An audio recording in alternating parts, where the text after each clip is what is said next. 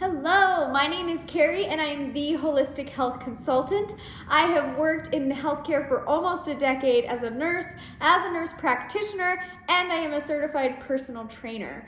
I truly believe in whole body, head to toe health, and that is what this is all about. This is the Holistic Health Hot Seat, and I'm so excited that you are here. I truly believe in empowering you with education and resources to make decisions about your health. I'll be interviewing women about their health journeys, health experiences, different healing modalities, and the research that they've done, giving you an idea of what might help you. So let's get started. My name is Karie, and this is the Holistic Health Hot Seat. I'm so excited that you're here. If you haven't already, make sure that you like, share, and subscribe to this channel so you don't miss anything.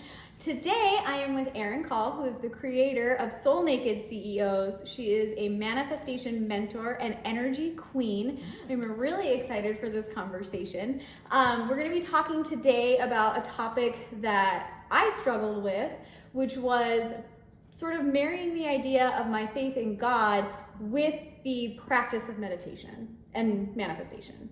And so I am gonna let Erin introduce herself and tell us a little bit about you. Awesome. Thank you so much for having me. I'm so excited to be here. Hey, you guys, thanks for tuning in.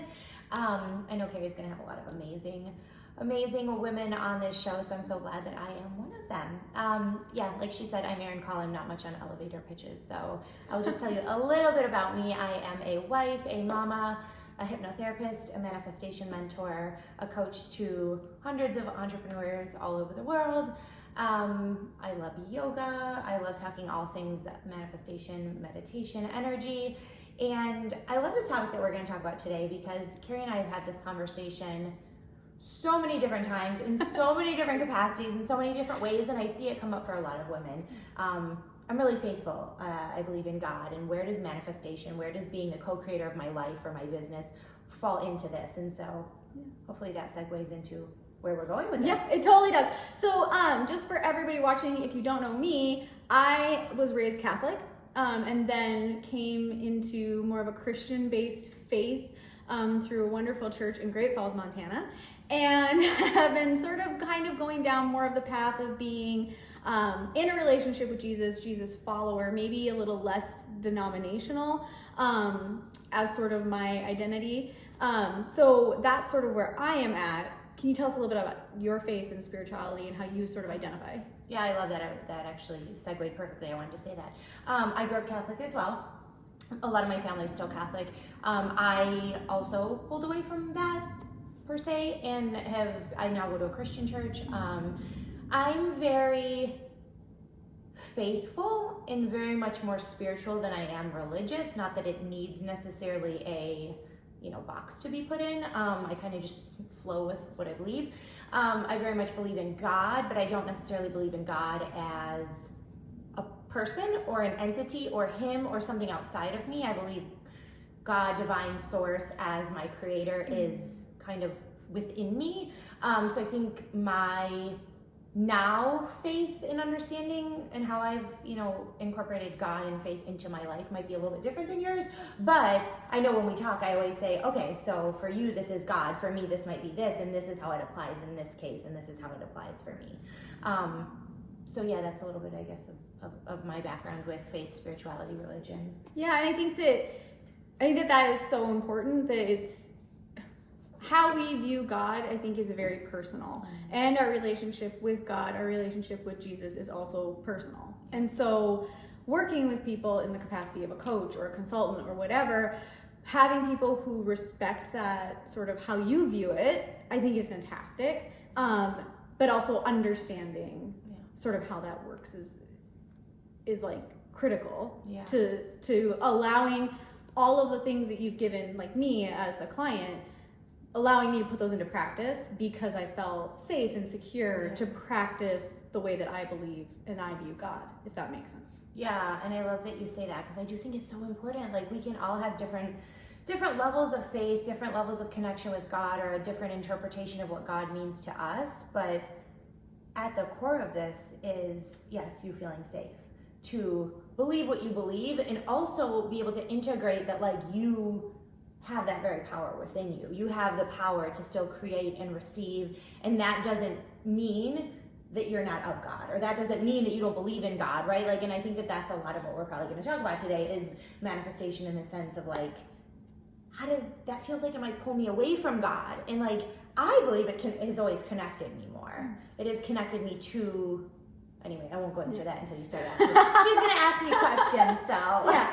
But yes, yeah, I get what you're saying. Yeah, and that's definitely the idea of like, I was fearful of doing the manifestation and sort of like, oh gosh, am I getting out of alignment or out of sort of the will of God or out of his truth? And in reality, I will say like now I feel way more connected to God. When I do a prayer or meditation, I feel a much stronger connection to that version of God in my head. And so it's actually rooted me deeper, if that makes sense. 100%. And can I say why I think that is? Yeah.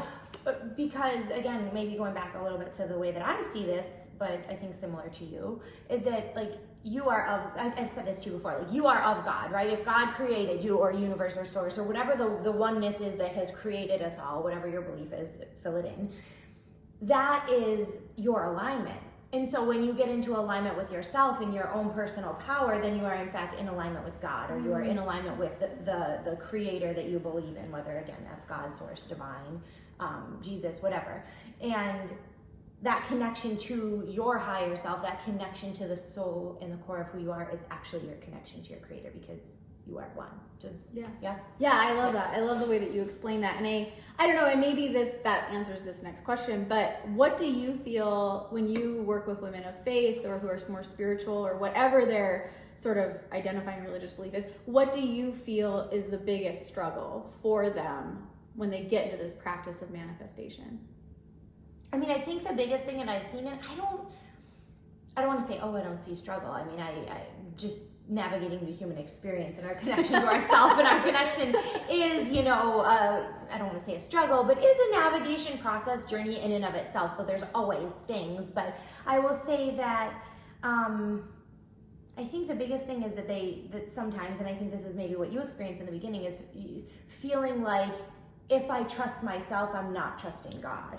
If I see myself as worthy, I'm somehow saying that like God is not the worthy one, or there's some sort of disconnect there. And it's like, no, like if we remember that you are of source, you are source in physical form, or you are of God, you are literally an extension of him in physical form, then it's one and of the same. It is my understanding and take of it.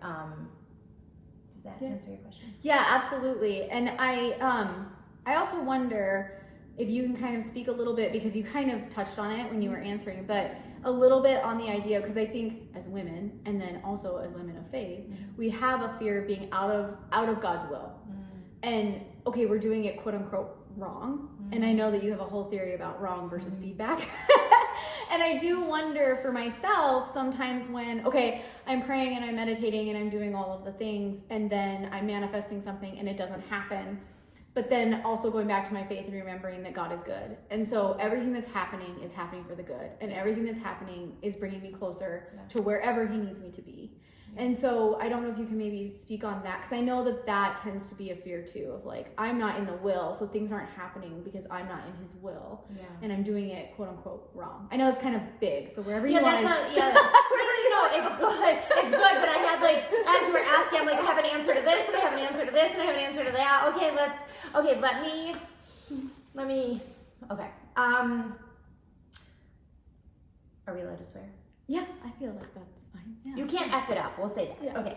I always say, like, what is for you, you can't mess up. You can't F up what is for you, right? And when I say that, I mean that, here's the thing, let's start foundationally. You're always manifesting. So whatever you want to call it, creating, receiving, manifesting, calling into your life, whatever. We are always manifesting. We're always calling things into our lives based on our energy and our belief around what we get to do, be, and have.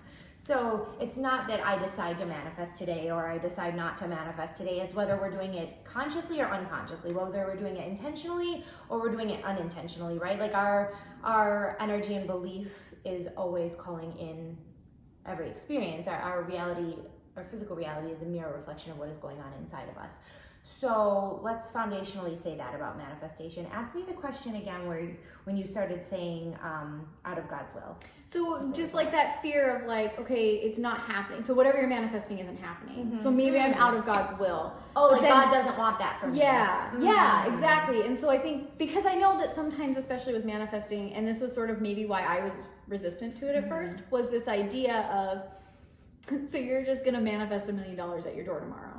And then it's like, well, okay, but if that's not God's plan for you, like the $1 million is not going, that's not how that works. But also I feel that you teach it in a much different way, where it's not like $1 million doesn't just show up at your door tomorrow. There's a lot of stuff in between there. Like if you fully in your heart wanted $1 million, you could feel what it felt like to have it. You knew that it was inevitable, like it was a desire of your soul. And again, like here's the thing, it's not that God doesn't want it for you, at least in my understanding and what I've experienced and always taught. It's not that God does or doesn't want it for you. It's you being connected to God, you being connected to your higher self, you being connected to your soul and what it is that you want is an extension of God. So do you really want it? Like, is it a desire of your heart and soul? Maybe not. Like, maybe you have no desire to have $1 million. Everyone's $1 million dream looks different, you guys. That's why, like, I would never project, like, yeah, I'm going to have a 7-figure business, sure. But, like, if that's not what you want, or you don't know why you want that, it's about, like, how is it going to make you feel? So, sure, $1 million could occur for you tomorrow, or an opportunity for you to receive that could occur. If you could feel into what it felt like to have it, if you actually really wanted that, if that was going to allow you to do the things in the world that you wanted to do, like if you were deeply connected to that, are you? Probably not in this moment right now, right? And so that's why I always teach, like, it's a process. It's generally incrementally upgrading, but I don't believe it's that God doesn't want you to have it. It's like you as an extension of God, as an extension of your faith, as a walking, talking, physical expression of Him, fragment of Him, whatever. Do you want it? Like, are you deeply connected to it? So if it is not working, it's not, did He not want it for you, as much as do you believe you get to have it? Do you believe it? And for you, it might be, do you believe that it's honoring to Him? That might be something for you. Like, do you believe it's against God to be rich and abundant? Like some people do. Some people still have that limiting belief that like God doesn't, and I actually have a friend in my mastermind, and she worked as a missionary for 10 years, and she talks about this, like, God doesn't want you to be suffering. God doesn't want you to be in lack. God wants His children to be abundant. Like, He wants you to have resources to be able to give. Like, do you believe that it's against Him, or do you believe that there's something bad or greedy or wrong about it? If that's the case, then yeah, you're not manifesting the thing that you ultimately want, because you think you don't want it, or you think that it's bad, or you have, does that make sense? Yeah, absolutely. And I think to speak a little bit on that too, and I mean, you can kind of tell me what you feel, or if I'm on like a totally different track, but I also feel like it has to do with being like, we talk, or I have heard, I guess, pastors talk a lot about like being in a position to be blessed. So being in that position, and what they're basically saying is what you're saying, is being in alignment with being in position for the blessing. Okay, so the concept of being in alignment with your purpose and being in a position, essentially being in alignment, being a portal, being a vessel, being a channel, being open to receiving. And I think for women of faith, or, again, religion, faith, whatever, spirituality, that have big hearts, we need to feel like us earning and receiving is of service in some capacity, right? And I think for you, that's being in alignment with your God-given purpose. Is like, okay, I can receive when I'm in alignment with my God-given purpose. We can receive no matter what, but to you, that's what would feel good, and that's what would allow you to believe and be in a position to then receive abundantly in the way that you believe God has bestowed upon you. Right. Whereas, for me, similarly, it's like when it feels good to me, when it lights me up, when it excites me, when I feel like it is me doing good in the world, I believe fully that then I get to receive abundantly, because we're worthy. Like we were created worthy of whatever it is that we desire to have, right?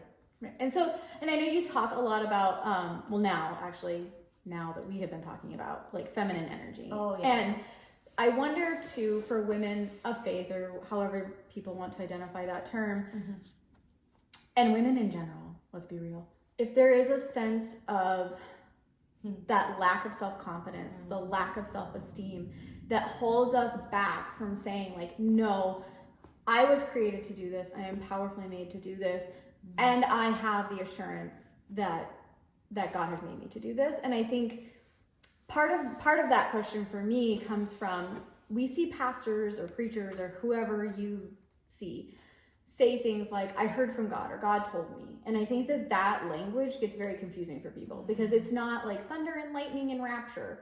Like for me, it's little nudges.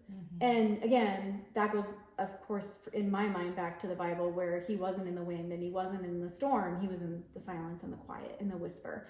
And so for me, it is the whisper in my heart that I will hear that says, do this, say that, contact that person.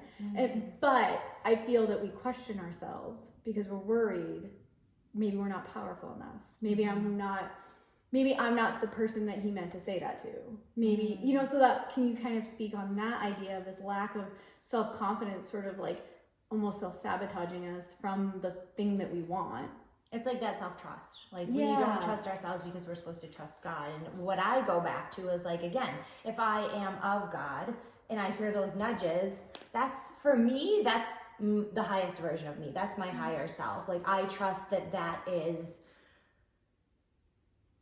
me being a channel or a vessel for what it is that I'm meant to hear and meant to do. And I don't want to get crazy into all these things, but like, human design has helped me immensely kind of understand, like, for you, the little nudges are your intuition. And if we want to associate it with God, like, that's the way God speaks to you. I'm an emotional authority, so I'm going like this with my emotions. And so I'll feel a ping and I'll feel lit up, like, in my belly, like I want to create something, right? And then I'll ride the wave of, okay, I feel high about it, I feel low about it. Like, that's kind of how God or my higher self guides me and speaks through me. So it is a little bit different for everybody. So that's just been a tool for me to use with myself and with clients to guide us back home to what we've known all along. But it's almost like a little bit of a blueprint to say, okay, this is how you were made, right? This is how you were uniquely made to hear those nudges. Which, if we think, again, we're made from God, we're made from the Creator, that is how he made you. Here's your little, here's your blueprint, here's your guide so that you can better understand it. In terms of women and feminine energy and not fully, like, trusting ourselves, well, let's talk about, this is not of God, this is of society, and culture has made us believe we cannot trust ourselves. Our emotions make us weak. As women, we have to bear the burden of taking care of everybody else, and we cannot say yes to ourselves, and we cannot trust ourselves to make sound decisions. It's like what we were talking about the other day, feeling like the martyr syndrome, the badge of honor. The more I struggle as a woman, the more that I am worth. Well, what if God just made you worthy?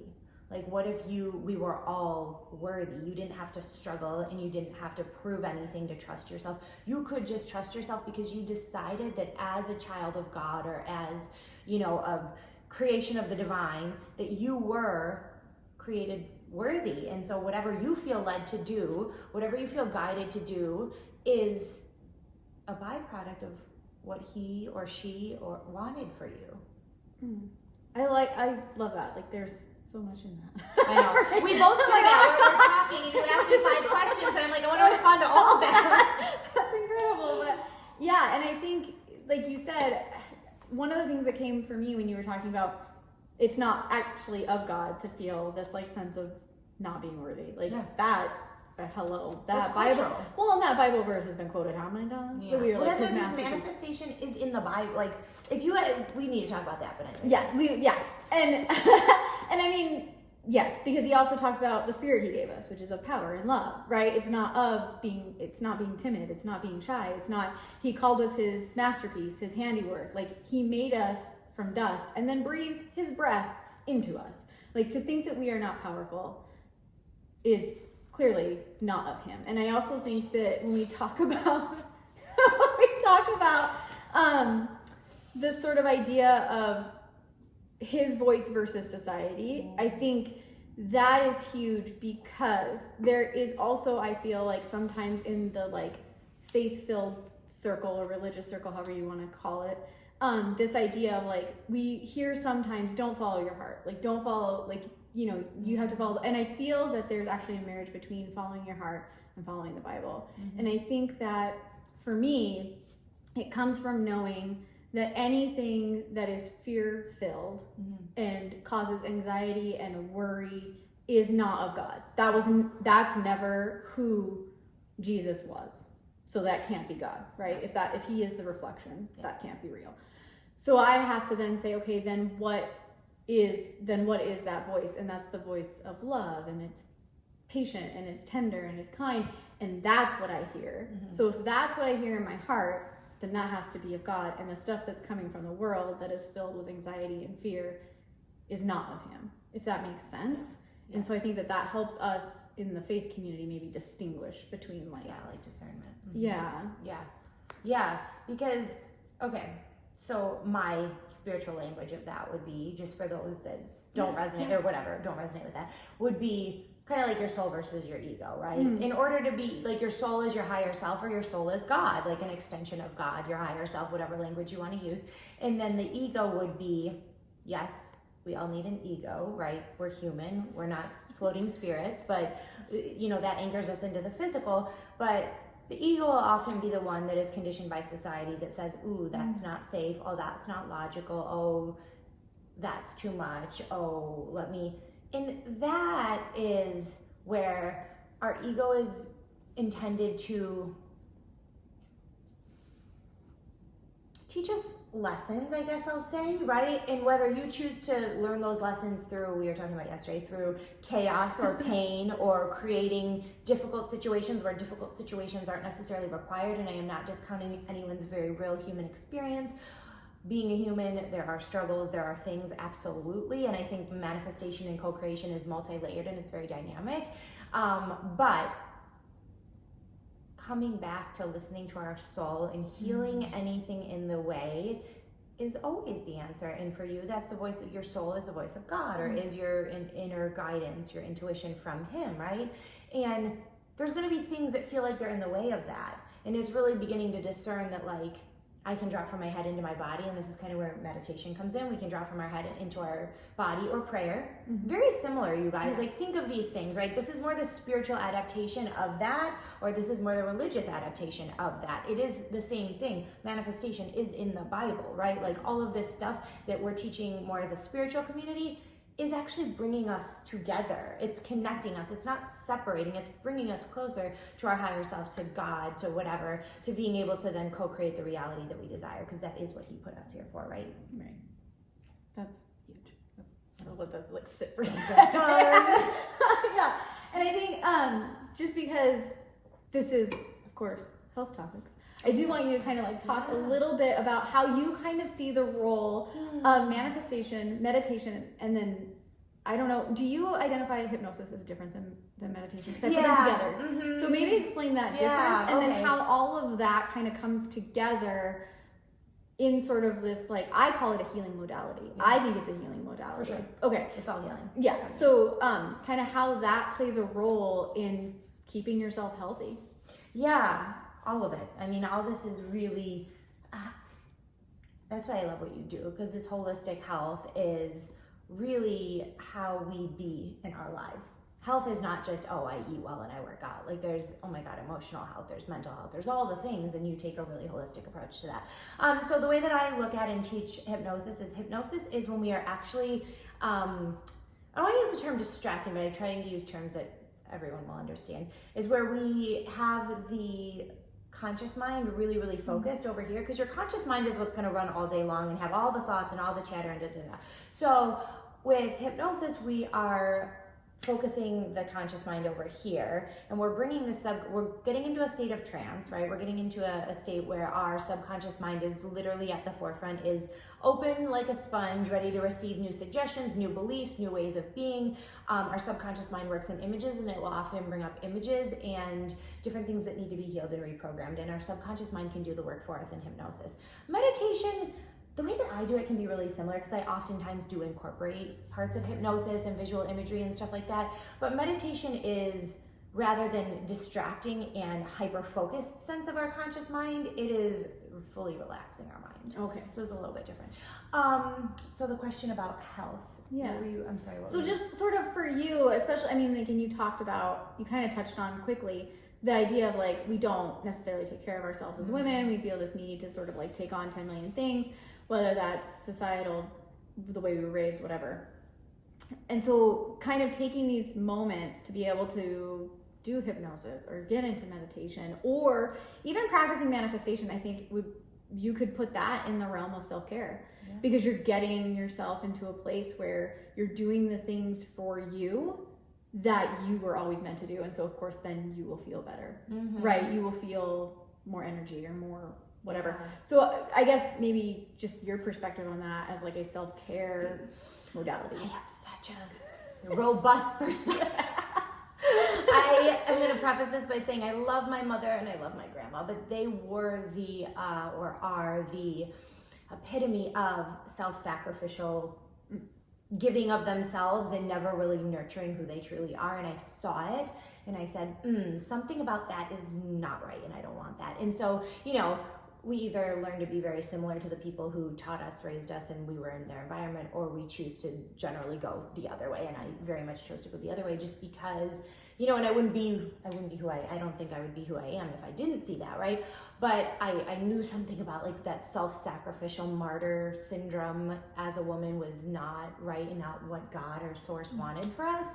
And so, yeah, it really is going back to the belief that, and I'm trying to think who it is. I think it's Andrea Crowder. She'll say, women who feel good do good, right? Women who feel good, women who are in alignment with themselves, women who take care of themselves do good in the world. We are the life force energy of the world. We birth babies into the world. We are meant to create things. We are meant to bring new life to the world, right? Whether that's through your business or your family or whatever your dream is, right? And so if you are not taking care of yourself, how can you give to other people? I mean, you've seen it, I'm quite sure. If you're not feeling healthy mentally, physically, spiritually, financially, emotionally, all the things, what overflow do you have to give from? I mean, you don't. And so you'll see that come out as anger, frustration, being short with people, projection, blaming, stressed, anxiety. I know that as a culture, we've normalized that. I mean, if we're going to be blunt, we've normalized that as a culture, but like, that's actually not, and I don't like the term normal, but that is actually not the intended state of being. It's not.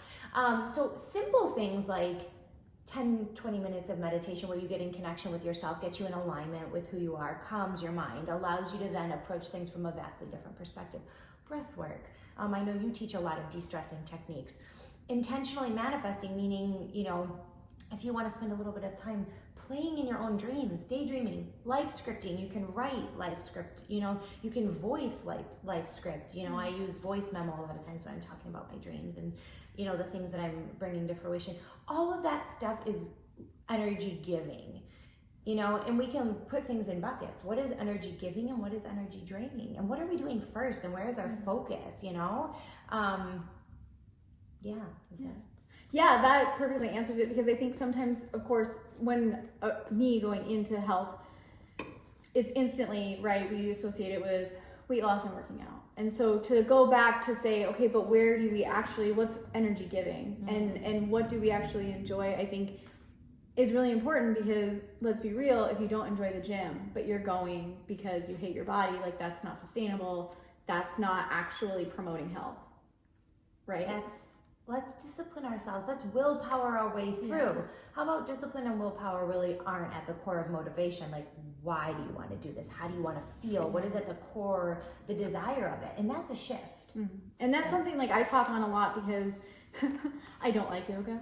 I do. Don't do it. Yeah, but that's it. I will do it when I feel it. Yeah. But I will not do it if you tell me to do it. You're supposed to do it. Right. It makes you feel good, and it's supposed to... That's not my thing, and I think that's where people get confused. And that's why I love doing something like this, where I can bring a bunch of different modalities into people's now focus of like, oh, I could try that. Oh, I could try meditation. I could try life scripting. I could try these things that maybe I haven't tried before, because the other stuff just doesn't feel good anymore. Yeah.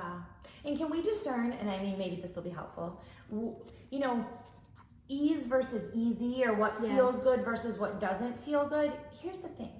Sometimes it doesn't feel good in the sense of like, oh, this feels so easy. This feels like I've been doing this my whole life. Like, sometimes doing the things feels uncomfortable. That doesn't mean you don't like it. That doesn't mean it's not for you. You have to trust yourself enough to be able to discern like, oh, I don't like yoga because, like, honestly, it's just not fun for me. I like dance, or I like aqua zumba, or I like weightlifting, or I like naps in the sun, like whatever the things are, but they grow me and they stretch me, and I'm still strengthening my mind and strengthening my body, right? That's the kind of ease we're looking for, versus like, oh, well, I don't want to do that because like I've never done it before, and when I go to stretch, I literally feel like my hip's gonna pop out of the socket, and like this isn't, you know. There's a big difference between ease and easy. Ease is I'm in alignment, I know what I want, I know how I want to feel, I'm aware, and I'm willing to do the things that are then going to grow me and stretch me. Like, yeah, it feels hard sometimes to do 20 push-ups. Okay, but I still want to know that I'm strong, and it still feels good after, the burn feels good after. So if I have to modify 5 of them, but I'm still going to show up. That's ease and alignment. That's the ease you're looking for, the ease of your own power and your own strength. Easy is like when we make excuses for things. There's a difference, is how I see ease and easy. Yeah.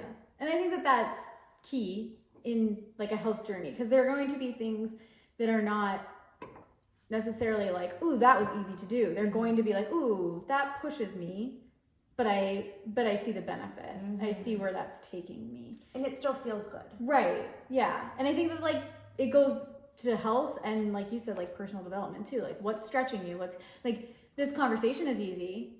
I'm nervous as hell. Yeah. But it feels good and it feels fun. Yeah. But there's still like I said yesterday, we can be fearful and safe at the same time. Yeah. Right? Or like 100%. Like, I'm scared. I'm scared every day, but I still do things that feel good in like ooh, I'm scared, but oh my God, I can't wait to see what happens on the other side, you know? So. And I think it was Bob Goff, who I really enjoy. I've talked to you about him before. He said, like, don't you dare ever make your faith easy, I think is what he said. Because it, like, there is like a sense of like, it's scary to have faith. It's scary to be navigating this world and trying to stay in alignment and stay true to who you are. And I think that that's huge. It's like, it's not always easy, but there's a benefit at the end. And like, again, the alignment makes it to where you want, like, oh, I want to do this. It may not be easy, but I want to do this. I know that this is my next step. Yeah. Ease is I let my fear guide me. Aligned fear, not I'm fearful for my life. Yeah. Big difference. Perfect. Yeah, for sure. Yay. Well, thank you. I appreciate you being here. Can you tell everybody kind of where to find you? Of course. Yeah. Thank you so much for having me. I love this conversation. This is a conversation that I felt like needed to be had for a while. I've been seeing a lot of downloads and hits where people need to see how this melds together. So I'm really happy to have been here. You guys can find me. My website's erincallcoaching.com. You can find me on the social medias, Instagram, TikTok, Facebook, Soul Naked CEO, and then I have a Facebook community, Soul Naked CEOs. Perfect. Fantastic. Yeah, I think so too. That's where I found you. So perfect. All right. Well, thank you. All right, guys. Bye.